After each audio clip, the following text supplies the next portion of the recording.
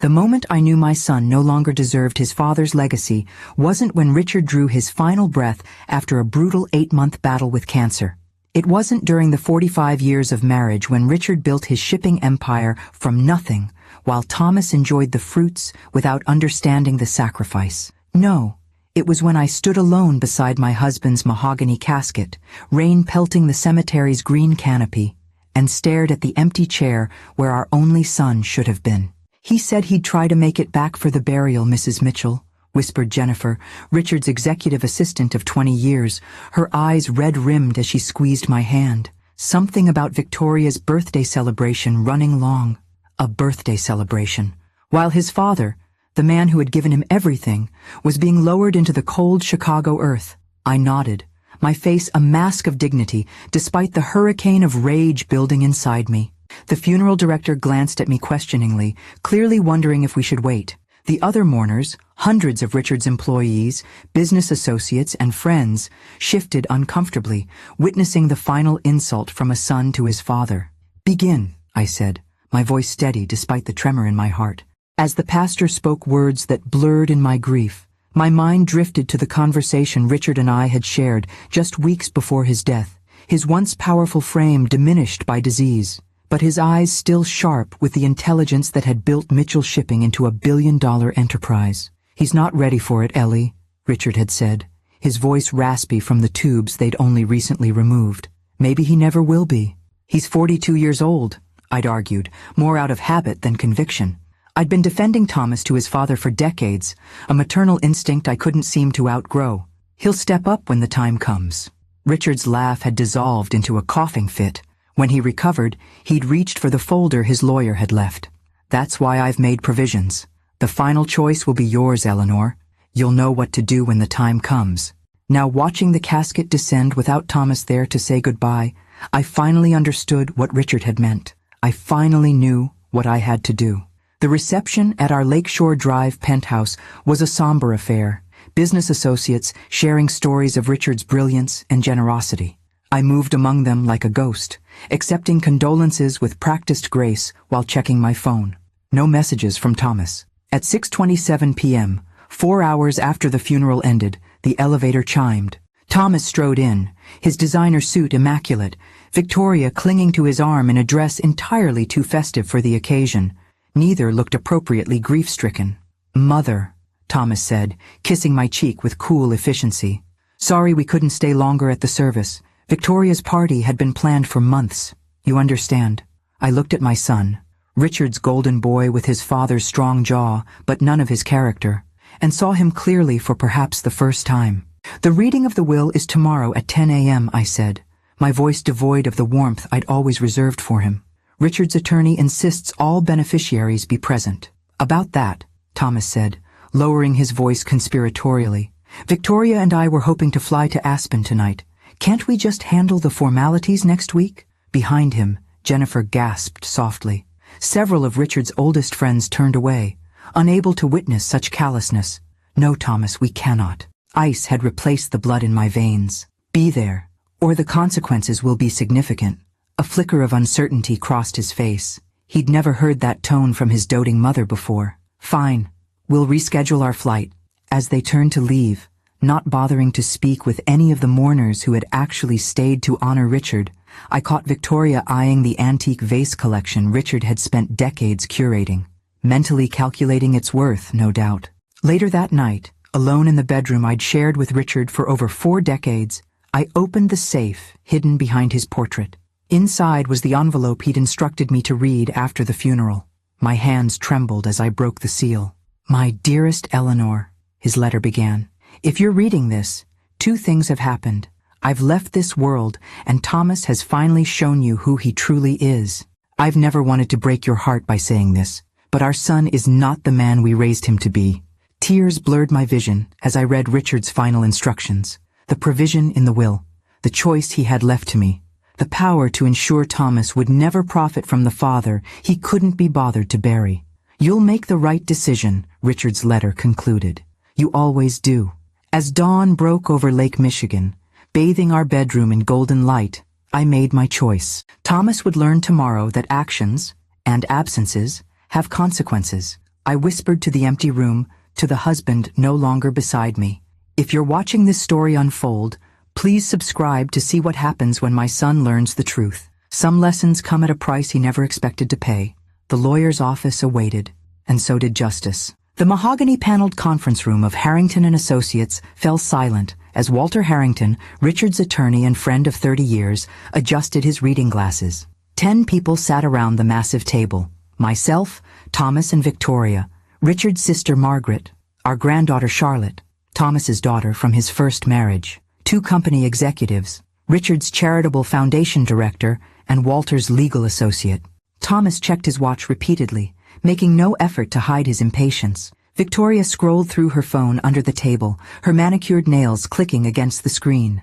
Beside them sat Charlotte, their 22-year-old daughter, eyes red from genuine grief. Unlike her father, she had visited Richard regularly during his illness, reading to him when his eyes grew too weak to manage his beloved historical biographies. "Before we begin," Walter said, his voice grave, "I want to express my deepest condolences, Eleanor. Richard was not just my client, but my dear friend." I nodded, clutching the handkerchief Richard had given me on our 40th anniversary. "Thank you, Walter. Please proceed." Walter opened the thick document before him. This last will and testament of Richard James Mitchell, being of sound mind and body at the time of its creation 6 months ago, represents his final wishes for the distribution of his estate, valued at approximately $1.2 billion. Victoria's head snapped up from her phone. Thomas straightened in his chair. "I'll summarize the standard provisions," Walter continued. "The Lakeshore Drive penthouse and summer home in Door County are bequeathed to Eleanor Mitchell, along with all personal effects and an immediate cash transfer of $50 million. Thomas nodded impatiently. This was expected. Mitchell Shipping Company voting shares are to be distributed as follows. Walter paused, glancing at me briefly before continuing. To Thomas Mitchell, son of the deceased. Thomas leaned forward eagerly. Conditional upon the moral character clause on page 27, section B. What moral character clause? Thomas interrupted, frowning. Walter flipped pages methodically. The clause reads as follows. The bequest to my son Thomas is conditional upon my wife Eleanor's sole discretion regarding his conduct during my final days and funeral arrangements. Should Eleanor deem his behavior disrespectful, negligent, or inappropriate, she may invoke this clause to redirect his inheritance as outlined in Alternative Distribution Plan C. The blood drained from Thomas's face. That can't be legal. I assure you it is, Walter replied calmly. Your father had it vetted by 3 separate legal teams. The courts have consistently upheld moral character clauses when clearly defined, as this one is. Victoria grabbed Thomas's arm. What does this mean? Walter looked to me. Mrs. Mitchell, do you wish to invoke the moral character clause? All eyes turned to me. In that moment, I saw 42 years of excusing Thomas's behavior flash before me. The missed family holidays, the disrespect toward his father, the gradual prioritizing of Victoria's extravagant wants over family needs, and finally, the empty chair at Richard's funeral while Thomas attended a birthday party. Yes, I said, my voice unwavering. I invoke the clause. Thomas leaped to his feet. Mother, you can't be serious. You left your father's funeral to attend a party, Thomas, I said quietly. You couldn't spare one day to properly say goodbye to the man who gave you everything. It was Victoria's 40th birthday celebration. We had guests flying in from Europe. It cost a fortune. His voice rose with each excuse. And that was more important than burying your father? Charlotte covered her mouth, stifling a sob at her father's callousness. Walter cleared his throat. In the event the clause is invoked, Alternative Distribution Plan C directs that Thomas Mitchell's inheritance be redistributed as follows. 30% to the Richard Mitchell Foundation for Educational Opportunity, 30% to Charlotte Mitchell, 30% to Mitchell Shipping Employee Pension Enhancement, and 10% to Eleanor Mitchell to distribute at her discretion.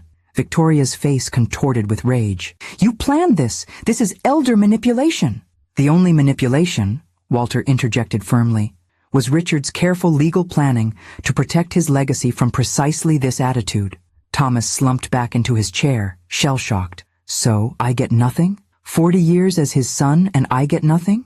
You received everything a son could want, I replied, my heart breaking despite my resolve. A father who loved you, who built something for you, who wanted nothing more than your respect in return. This is ridiculous, Thomas sputtered. I'll contest it. I'll fight this in court. You're welcome to try, Walter said. But Richard anticipated that response. The will includes a no contest clause. Any beneficiary who challenges the will forfeits even the minimal provisions granted elsewhere. What minimal provisions? Thomas demanded. Walter turned a page. Your father left you his first desk, the folding card table where he wrote his business plan, and his collection of books on business ethics. In any other circumstance, the irony might have been comical. Now, it just felt tragic. Victoria stood abruptly. We're leaving. Thomas, call Jensen. We need a lawyer who'll actually fight for us. She stormed out, not bothering to close the door behind her. Thomas followed, pausing at the threshold to look back at me. I'll never forgive you for this, Mother, he said, his voice cold with fury. After they left, Walter continued reading the remaining provisions. Charlotte would receive her portion in a structured trust. The charitable foundation would focus on scholarships for underprivileged youth. The employee pension enhancements would ensure security for those who had helped build Richard's dream. When the reading concluded and others filed out, Charlotte stayed behind, moving to sit beside me. Grandma, she whispered, taking my hand. I'm so sorry about Dad. Grandpa deserved better. I squeezed her fingers. Your grandfather loved you very much, Charlotte. He saw in you what he had hoped to see in your father. As we left the office together, I felt both heartbroken and resolute. Richard had given me the power to make this choice, knowing the pain it would cause me. But he'd also known I would choose rightly, no matter how difficult. I paused in the lobby, a strange compulsion coming over me once again. If you're following this story, I said softly, please subscribe to see what happens next. The battle for Richard's legacy has only just begun, and Thomas won't surrender a billion-dollar inheritance without a fight. Charlotte gave me a curious look. Grandma? Who are you talking to? I smiled sadly. Just an old woman's habit, dear. Sometimes I imagine sharing our family's story might help others make better choices than we did. The week following the will reading unfolded like a carefully orchestrated war. Thomas launched his offensive immediately, calling me 17 times the first day alone. I let each call go to voicemail, listening later as his messages evolved from rage. How could you do this to your own son? To bargaining. We can work something out, Mother.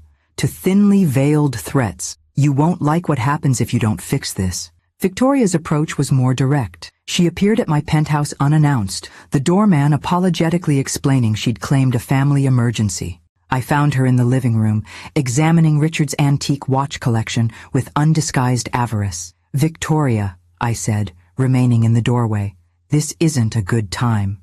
It's never a good time to discover you've been disinherited, is it? She replied, setting down a platinum pocket watch worth more than most cars. Eleanor, we both know this situation can be resolved easily. I raised an eyebrow. Do we? You're upset about the funeral, I understand. Her practiced sympathy felt like oil on water.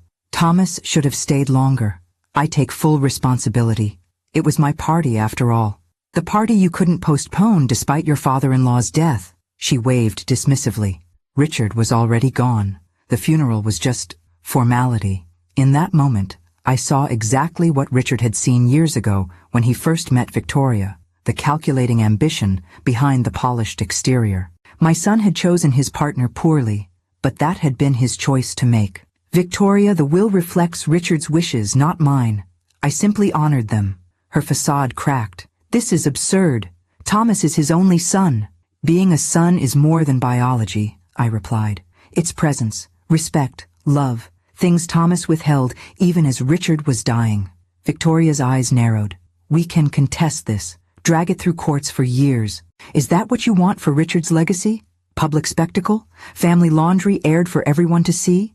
If that's the path Thomas chooses, so be it. She reached for her handbag, a $30,000 Hermes that Richard had given her last Christmas. You'll regret this, Eleanor. Thomas isn't the only one who can make difficult choices. After she left, I sank into Richard's favorite chair, exhaustion washing over me. Our penthouse, once filled with Richard's booming laugh and endless energy, felt cavernous in his absence. I picked up the framed photo from his desk, Thomas at age 10, sitting proudly on the bow of Richard's first commercial vessel, father and son beaming in matching captain's hats. Where did we lose him, Richard? I whispered to the empty room. The next morning brought another surprise visitor. Charlotte stood at my door, clutching a box of my favorite pastries, her expression a mix of determination and anxiety. "Grandma, I hope it's okay that I came. Dad's been difficult since the will reading." I ushered her inside. "You're always welcome here, sweetheart." Over tea, she revealed the chaos erupting at Thomas and Victoria's home. They're talking about selling the house, their art collection, even Mom's old jewelry that was supposed to be mine someday. Victoria keeps saying they're suddenly cash poor because of you. I shook my head sadly. Your father makes $1.2 million annually as regional director for Mitchell Shipping. That position remains his. Richard never wanted to leave him destitute, only to ensure the company legacy was protected. They don't see it that way, Charlotte sighed. They're meeting with lawyers, talking about undue influence and your cognitive state. Victoria suggested you were too grief-stricken to make rational decisions. The irony wasn't lost on me. And what do you think, Charlotte? Her eyes, so like Richard's, met mine steadily. I think Grandpa knew exactly what he was doing, and so do you. That afternoon, Walter called to inform me that Thomas had indeed filed preliminary paperwork contesting the will. He's claiming you're emotionally compromised by grief and that Richard was under medication that affected his judgment when the will was updated. Both expected, I replied. What's your assessment? Their case is weak. We have video of Richard explaining his reasoning, medical certificates of competency, and multiple witnesses, but litigation is always unpredictable and expensive. Richard left me well prepared for this fight, I assured him. The following days brought another development. Mitchell Shipping employees, from dock workers to executives, began sending cards, stopping by with food, calling to offer support. They'd heard rumors of Thomas's challenge and wanted me to know they stood with Richard's vision. Your husband saved my family when he kept paying my salary during my cancer treatment, said Marco, a 30-year shipping manager. We never forgot that kind of leadership. It was during this outpouring that I discovered Richard's final gift to me. His executive assistant, Jennifer, delivered a sealed envelope that Richard had instructed her to hold until Eleanor needs to remember why she's fighting. Inside was a letter and a small key. The letter read simply, "For when Thomas forces your hand, Storage Unit 447, all my love, always." The storage facility was climate-controlled, used primarily for Richard's overflow business archives. Unit 447 contained a single item, a video camera connected to a television. A post-it note on the screen read, "Press play." Richard's face filled the screen, healthy and strong, recorded before his diagnosis. "Hello, my darling Eleanor," he began. "If you're watching this, then Thomas has chosen his path, and you've honored my wishes despite the pain it's causing you." Tears streamed down my face as Richard outlined evidence he'd been gathering for years. Documentation of Thomas's mismanagement of company resources, his absence from critical meetings, reports from concerned executives, a complete case file supporting the difficult decision we'd made. "I couldn't bear to show you this while I lived," Richard continued. "You always wanted to see the best in our son. But I needed to protect what we built, not just for wealth, but for the thousands of families who depend on Mitchell Shipping doing business the right way." As the video ended, Richard looked directly into the camera. "Stay strong, my love. Remember that sometimes the kindest thing we can do for our children is to hold them accountable, even when it breaks our hearts." I left the storage unit with renewed resolve, Richard's wisdom fortifying me for the battle ahead. That evening, as I looked out over the Chicago skyline from our, now my, penthouse, I felt a familiar compulsion. "If you've been following this difficult journey," I said to the twinkling city lights, "please subscribe and share this story. Sometimes the hardest decisions we make for those we love are the ones they fight against the most." The legal papers arrived on a Tuesday morning, delivered by a stern-faced courier who couldn't meet my eyes. 56 pages of allegations, my deteriorating mental state, Richard's medication-induced confusion, and the most painful, claims that I had manipulated my dying husband against our only son out of jealousy over Thomas's relationship with Victoria. I set the documents on Richard's desk, now mine, and called Walter immediately. "They've gone nuclear," he said after I described the filing. "This isn't just contesting the will anymore. They're attacking your capacity, your character, and your marriage, all to avoid admitting Thomas couldn't spare one day to properly bury his father," I replied. surprising myself with my steady voice. Eleanor, you should know. They've requested Richard's medical records, your phone records, and they're seeking depositions from household staff. They're looking for anything to suggest you influenced Richard unduly during his illness. A cold anger settled in my chest. Let them look. Richard and I made this decision together, with clear minds and broken hearts. That afternoon, the first reporter called. Somehow, news of the Mitchell family dispute had leaked. By evening, 3 different Chicago business publications had reached out for comment. Mitchell Shipping, Air Battle's widow over billion-dollar estate, read one headline already circulating online. Charlotte called, distressed. Dad gave an interview, Grandma. He's telling people you've had episodes since Grandpa got sick, that you've been confused, vindictive. Are you surprised? I asked gently. I knew he was desperate, but this, her voice cracked. He's dragging your name through mud for money. Money he doesn't even need. It was never about need with your father, Charlotte. It was about what he felt entitled to. The next morning, Jennifer arrived at the penthouse with a thick folder. Mrs. Mitchell, I thought you should see this. The communications team prepared it after the news broke. Inside was a comprehensive media strategy to defend both Richard's decision and my enforcement of it. Press statements emphasizing Richard's sound mind. Testimonials from executives about Thomas's absenteeism, carefully curated photos showing Thomas missing from important company events while vacationing in exotic locations. Richard authorized this? I asked, stunned by the thoroughness. Jennifer nodded. 6 months ago, he said, if Thomas forces a public fight, we'll be ready to defend Eleanor's honor with the truth. Even from beyond, Richard was protecting me. I touched the wedding band I still wore, feeling his presence. Let's hold off, I decided. We'll respond if needed, but I won't fire the first shot against my own son in public. Jennifer seemed relieved. That's what Mr. Mitchell predicted you'd say. There's something else. She pulled a sealed envelope from her bag. He asked me to give you this if Thomas went to the press.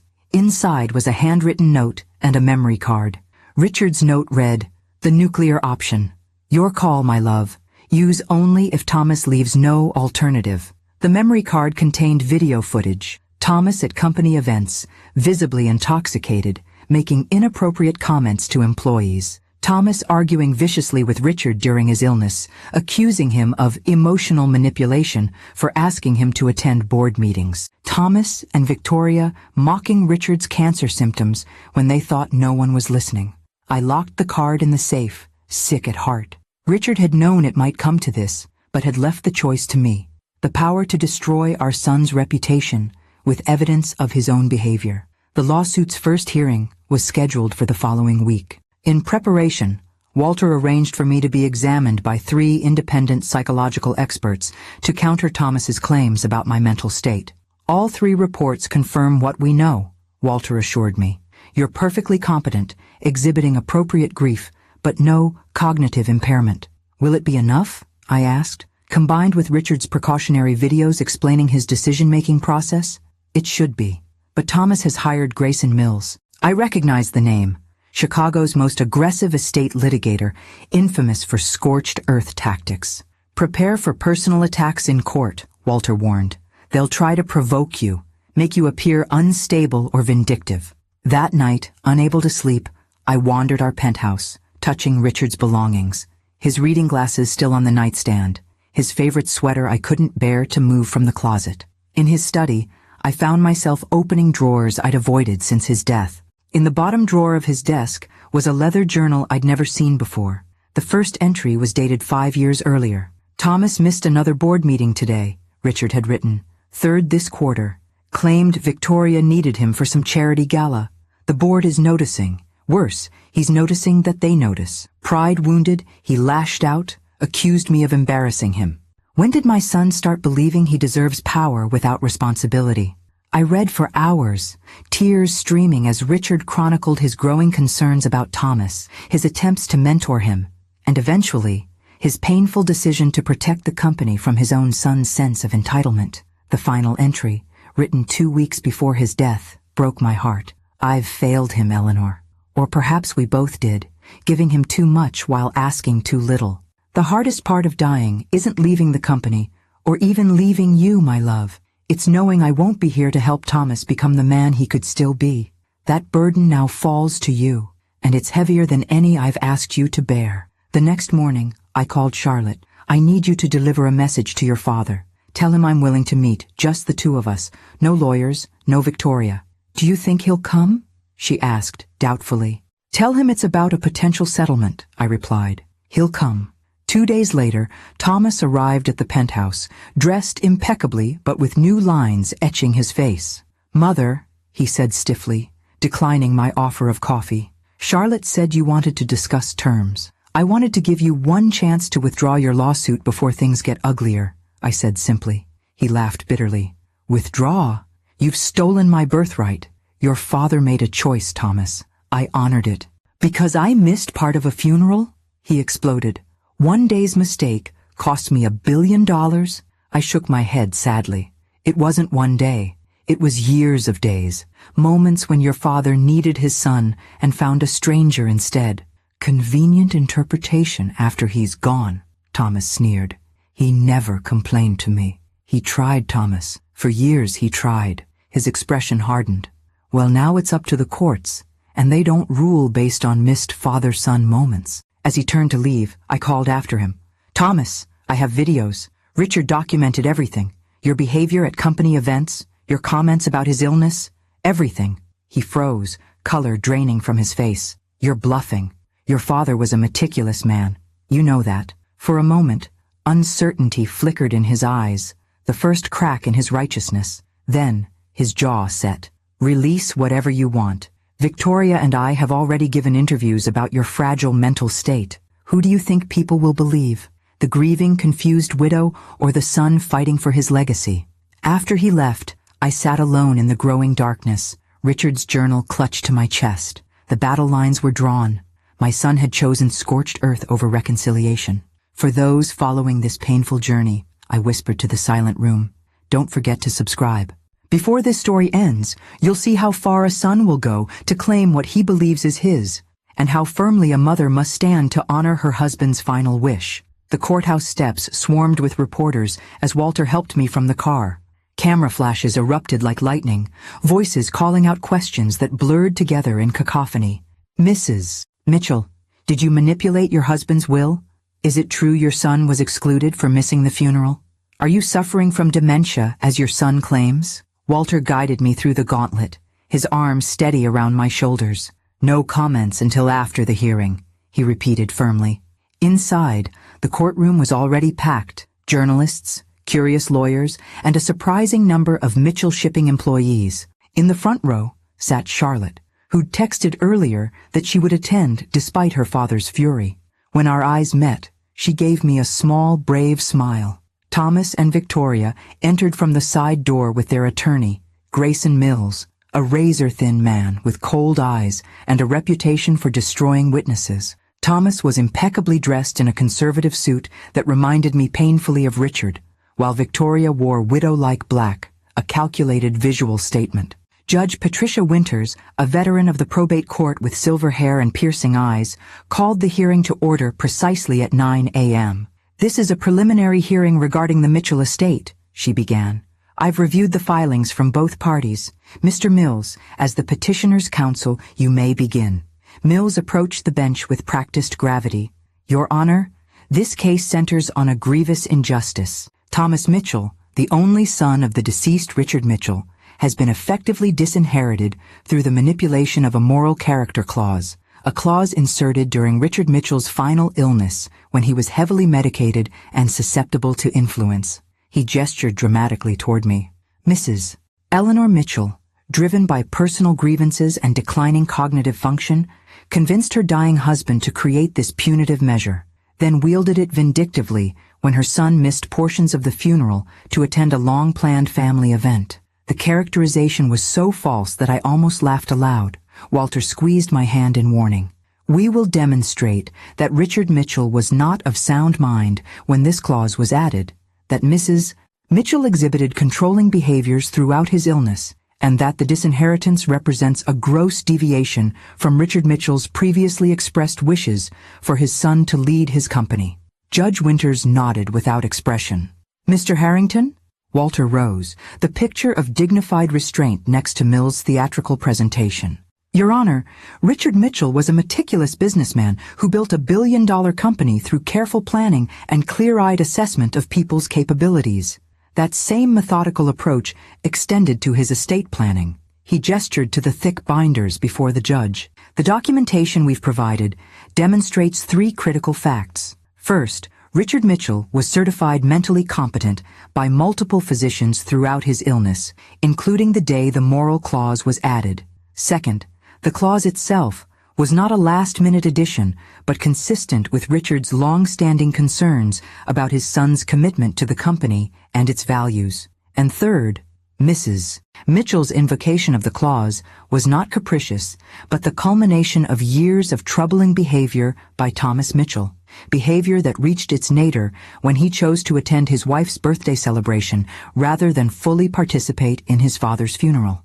Walter paused, then added quietly, "This case isn't about a mother's vindictiveness. It's about a father's right to ensure his life's work continues in capable, committed hands." For the next 2 hours, both sides presented preliminary arguments and evidence. Mills introduced affidavits from Thomas and Victoria's social circle, claiming I had seemed confused and irrationally angry at Thomas during Richard's illness. Walter countered with medical reports confirming my cognitive health and Richard's competency. The most dramatic moment came when Mills played a video deposition from Thomas and Victoria's household chef, who claimed to have overheard me telling Richard that, "Thomas doesn't deserve anything you built." Walter immediately stood. "Your Honor, context is critical here. We have the complete recording of that conversation." With the judge's permission, Walter played Richard's own recording of that day, showing that my comment came after Thomas had failed to visit his father despite being in town, sending Victoria instead with the excuse that he had more important meetings. The full quote was, "Thomas doesn't deserve anything you built if he can't even visit you when you're dying. It breaks my heart to say it, Richard, but it's true." Richard's voice, weak but determined, had responded, "I know, Ellie. I've known for years. I just didn't want to admit it." A murmur ran through the courtroom. Thomas's face flushed crimson. Near the hearing's conclusion, Judge Winters addressed both parties directly. "This case clearly involves complex family dynamics beyond legal considerations. Before we proceed to full litigation, I'm ordering both parties to mediation. Mrs. Mitchell, Mr. Mitchell, this is an opportunity to resolve these matters privately before more damage is done to your family and to Mr. Mitchell's business legacy." As we gathered our belongings after adjournment, I noticed Charlotte approaching Thomas, speaking intensely. He shook his head repeatedly, Victoria pulling at his arm while glaring at Charlotte. Outside, the media waited like vultures. Thomas and Victoria reached the doors first, Mills guiding them to a microphone stand. "Today's hearing was just the beginning," Thomas announced to the cameras. "We're confident the court will recognize that my father's true wishes are being subverted. No son should be disinherited for missing part of a funeral due to prior family commitments." When my turn came, Walter advised a simple, "no comment," but something in me rebelled against Thomas's sanitized version of events. "I have only one statement," I said, my voice stronger than I expected. "This case isn't about a missed funeral. It's about honoring Richard Mitchell's carefully considered wishes for the company he built. He loved his son, but he loved the thousands of employees who depend on Mitchell's shipping even more." Back at the penthouse, exhaustion overwhelmed me. The public spectacle had been every bit as draining as Walter had warned. My phone buzzed with a text from Charlotte. "Grandma, can I come over? I need to talk to you about something important." An hour later, Charlotte sat across from me, her young face grave. "Dad's desperate, Grandma. After the hearing, I overheard him and Victoria arguing with Mr. Mills. They're planning to release medical records suggesting Grandpa had episodes of confusion, even though they know it wasn't true." My heart sank. They would damage Richard's reputation posthumously? "Victoria's idea," Charlotte confirmed. She said, "Dead men can't defend their mental state." Dad looked uncomfortable, but didn't object. I closed my eyes briefly. "What else, Charlotte?" She hesitated. "They're also planning to subpoena my mother." Thomas's first wife, Caroline, had remained friendly with Richard and me after the divorce, much to Thomas and Victoria's annoyance. "They think Mom will testify that you never liked Victoria and turned Grandpa against her, and by extension, against Dad." After Charlotte left, I stood at the window watching nightfall over Chicago, the city Richard had loved. Tomorrow would bring more battles, more public scrutiny, more damage to the Mitchell name that Richard had worked so hard to make synonymous with integrity. For the first time since this began, I questioned whether I was doing the right thing. Would Richard want his reputation posthumously dissected? Would he want Charlotte caught between her father and grandmother? Would he want the company name dragged through tabloid headlines? As doubt crept in, I found myself speaking again to invisible witnesses of our family's tragedy. If you're still following this painful journey, subscribe to see what happens when protecting a legacy means risking everything else. Sometimes standing firm means standing alone. But is the cost too high? The European shipping contract crisis required immediate attention. By 9 a.m. the next morning, I sat in Richard's former office at Mitchell Shipping Headquarters, surrounded by anxious executives. Maersk is threatening to pull $140 million in annual business, explained James Woodson, the acting CEO. Their representative specifically cited leadership uncertainty following the public disputes. They've been with us 20 years, I noted, scanning the contract details. This isn't just about headlines. No, James agreed grimly. Thomas contacted them directly last week, apparently claiming he would soon resume control and wanted to renegotiate terms. They were confused by the competing messages. My hands tightened around my coffee cup. He deliberately undermined the company's stability. It appears so. After 2 hours of emergency strategy, we salvaged the relationship through a video call where I personally reassured Maersk's leadership about the company's stability. Their relief was palpable when I confirmed that the succession plan Richard had established, promoting from within rather than installing Thomas, would be honored. As the executives filed out, James lingered.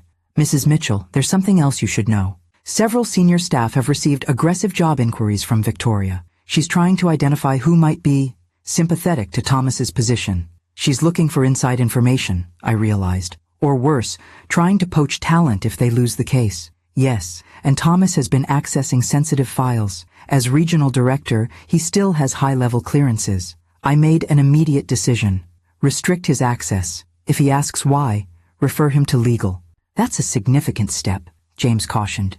He is still an employee. An employee actively working against company interests, I countered. Richard would have done the same. By afternoon, the predictable explosion occurred.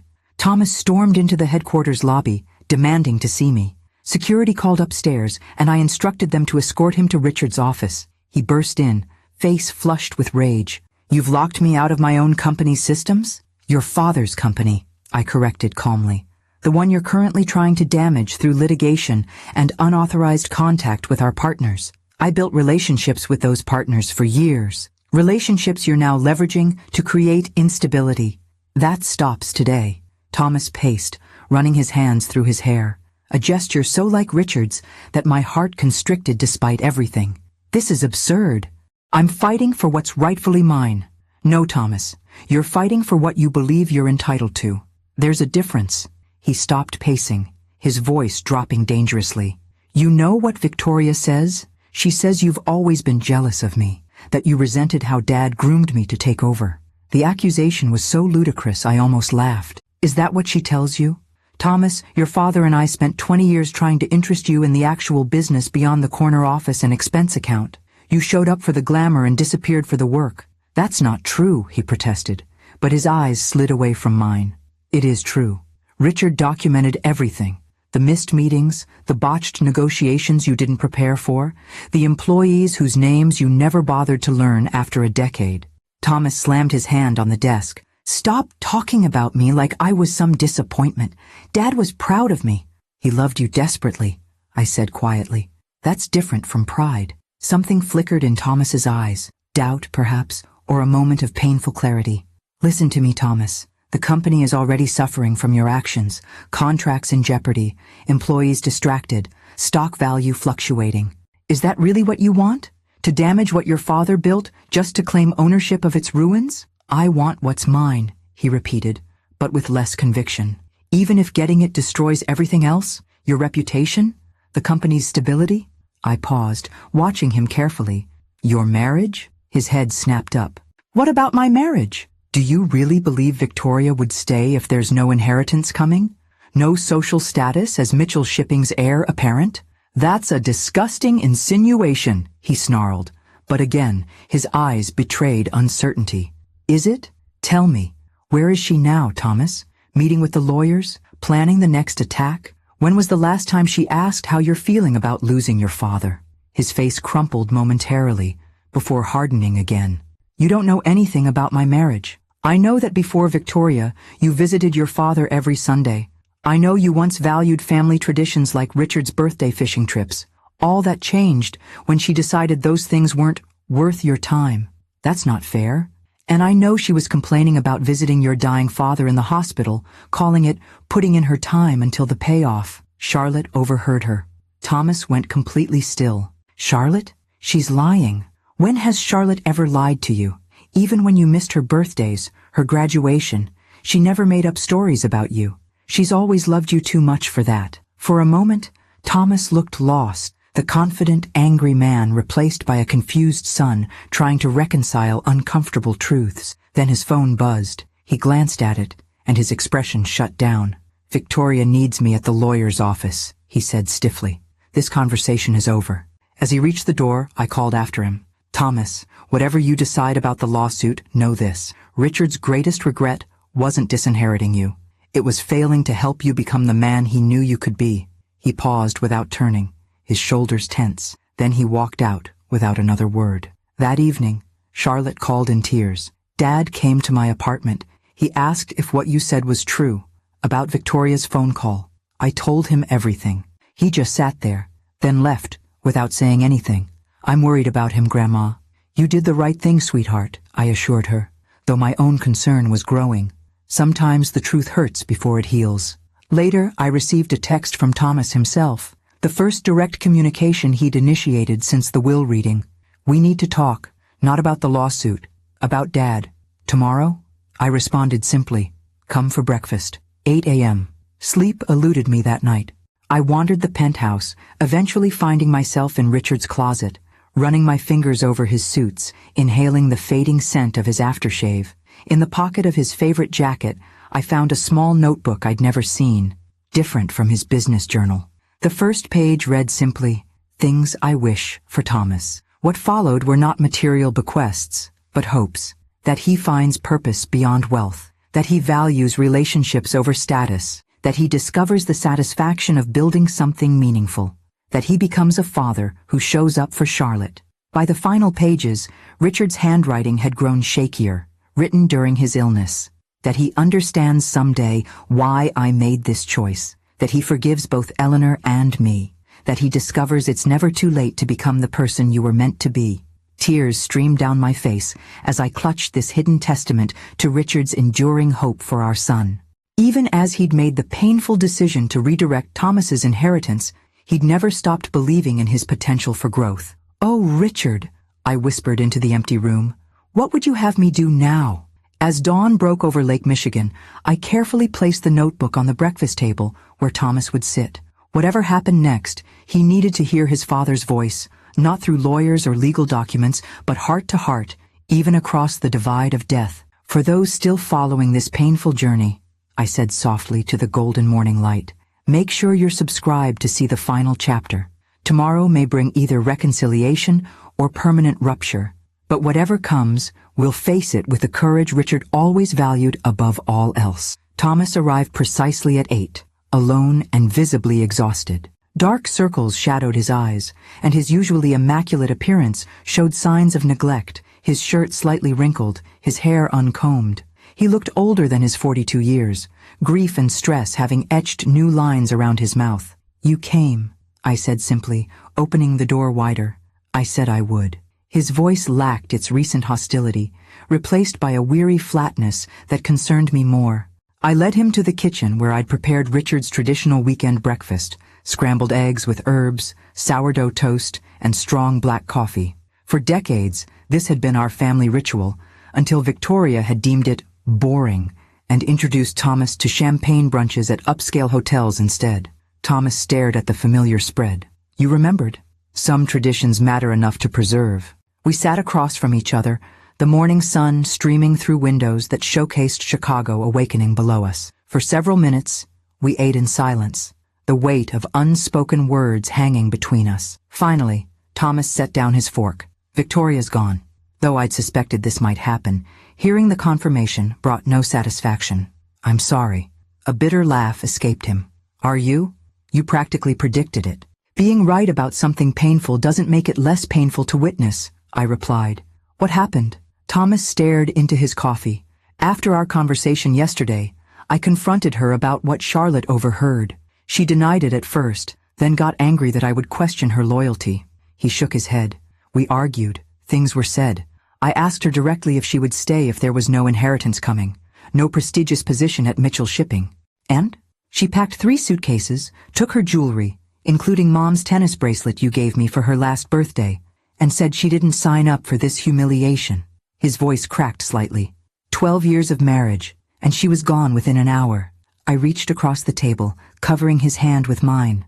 Our first physical contact since the funeral. He didn't pull away. I'm truly sorry, Thomas. Despite everything, I never wanted this pain for you. He nodded, then noticed Richard's small notebook beside his plate. What's this? Something of your father's I found last night. I think he would want you to have it. Thomas opened it hesitantly, his expression changing as he read the first page. For the next 20 minutes, he sat in complete silence, turning pages slowly, occasionally wiping at his eyes. When he finally looked up, something had shifted in his face, the defensive anger replaced by raw grief. He never told me any of this, Thomas whispered. Would you have listened? I asked gently. He closed the notebook carefully. No, probably not. After a long pause, he added, I didn't know him at all, did I? You knew the father who loved you unconditionally. You didn't know the man who built something extraordinary through sacrifice and integrity. I poured more coffee for both of us. He wanted you to know both. Thomas stared out at the city skyline, Richard's beloved Chicago, where he'd started with one leased dock and a second-hand tugboat. I remember when I was 10, he said suddenly. Dad took me to the original dock where he started. It was still operational then, just a tiny fraction of the company. He introduced me to every worker by name, knew their kids' names too. They all respected him so much. His voice grew distant with memory. I told him I wanted to be just like him when I grew up. You still can be, I said quietly. Not in running his company. That opportunity has passed. But in understanding what actually made him remarkable. Which was his belief that success meant nothing without integrity. That wealth was a responsibility, not just a privilege. That showing up for people who depend on you matters more than any bottom line. Thomas absorbed this in silence, turning Richard's notebook over in his hands. When he finally spoke again, his voice had changed, the entitled air replaced by someone more thoughtful, more vulnerable. I'm dropping the lawsuit. Relief washed through me, but I kept my expression neutral. Why? Because Dad was right. Thomas met my eyes directly. I haven't earned it. And fighting you through the courts won't change that fact. What about your lawyers? Victoria? Victoria's gone. As for Mills, he can bill me for services rendered and then terminate our relationship. Thomas straightened his shoulders. I'll handle it today. We moved to the living room, where photos of our family through the years lined the bookshelves. Thomas stopped before a picture of himself at 16, standing proudly beside Richard on the deck of the company's flagship vessel. I had so many chances, he said softly. He kept giving me opportunities to step up, to learn, to grow. I squandered all of them. Not all, I corrected. You're here now, making a difficult but right decision. That counts for something. What happens next? He asked, turning to me. With the company? With us? The company will continue as Richard planned, managed by people who share his values and vision. As for us, I chose my words carefully. That depends on what you want, Thomas. I don't know what I want anymore, he admitted. Everything I thought mattered. The money, the status, Victoria. It's all gone or going. I'm 42 years old and I have to start over. Perhaps that's exactly what you need. He nodded slowly. Maybe so. As Thomas prepared to leave, he paused at the door. There's one more thing. I want to apologize to Charlotte. I've been a terrible father to her. It's never too late to change that, I said, thinking of Richard's final wish in his notebook. Would you? Thomas hesitated, showing a humility I'd rarely seen. Would you be there when I talk to her? I might need help finding the right words. Of course. After he left, I stood alone in the penthouse that had once vibrated with Richard's energy and vision. For the first time since his death, I felt something beyond grief, a quiet certainty that we had reached a turning point. 1 year later, on the anniversary of Richard's death, 3 figures stood beside his grave in the November sunshine. Thomas, Charlotte, and I placed white roses, Richard's favorite, against the simple granite headstone. "He would be proud today," I said, watching Thomas adjust his tie, not the expensive designer brands he once favored, but a modest one suitable for his new position as Community Outreach Director for the Richard Mitchell Foundation. After dropping the lawsuit, Thomas had surprised everyone by asking not for money or position, but for a chance to learn about his father's philanthropic vision. Starting at the bottom, he'd spent months visiting Mitchell Shipping's community initiatives, learning firsthand about the educational programs and economic development projects Richard had quietly funded for decades. Charlotte, now completing her master's degree in environmental science with funding from her grandfather's trust, slipped her arm through her father's. "Remember last week at the scholarship ceremony? When that kid from Southside said Grandpa's program was the only reason he could attend college? Your speech was perfect, Dad." Thomas smiled, a genuine expression that reached his eyes in a way his polished corporate smiles never had. "I just told them what I've been learning myself. That true legacy isn't about money or buildings. It's about impact on lives." As we walked back toward the cars, Thomas lingered, letting Charlotte go ahead. "Mom," he said quietly, "I've been thinking about something. The company's educational initiative for employees' children. I'd like to expand it, create a presence in more neighborhoods, especially underserved areas." "That sounds exactly like something your father would support," I replied, warmth spreading through my chest at his use of "mom" rather than the formal mother he'd adopted during the Victoria years. "Would you look at the proposal with me next week? Your input would be valuable." "I'd be honored." As we reached the cemetery gates, I felt that familiar urge one last time. Looking out at the golden autumn leaves, I spoke to those who had witnessed our journey. If you've followed our story to its conclusion, remember that true inheritance isn't what's written in legal documents. It's the values we live by, the impact we have on others, and the courage to begin again when we've lost our way. Please share this story with someone who needs to hear it, and subscribe for more journeys of healing and redemption. Thomas gave me a curious look. "Who are you talking to, Mom?" I smiled, linking my arm through his. "Just an old woman's habit. Sometimes I like to imagine our story might help others navigate their own difficult paths. Like Dad's journal helped me." Thomas nodded thoughtfully. As we drove away from the cemetery, I glanced in the rearview mirror at Richard's final resting place. The painful choice he'd entrusted to me had ultimately achieved exactly what he'd hoped. Not punishment for our son, but transformation. Thomas wouldn't lead Mitchell Shipping as Richard had once dreamed, but he was finally becoming the man his father had always believed he could be. Some legacies, I realized, are measured not in dollars, but in wisdom finally received, lessons painfully learned, and relationships painstakingly restored. And by that measure, Richard Mitchell's legacy was richer than ever.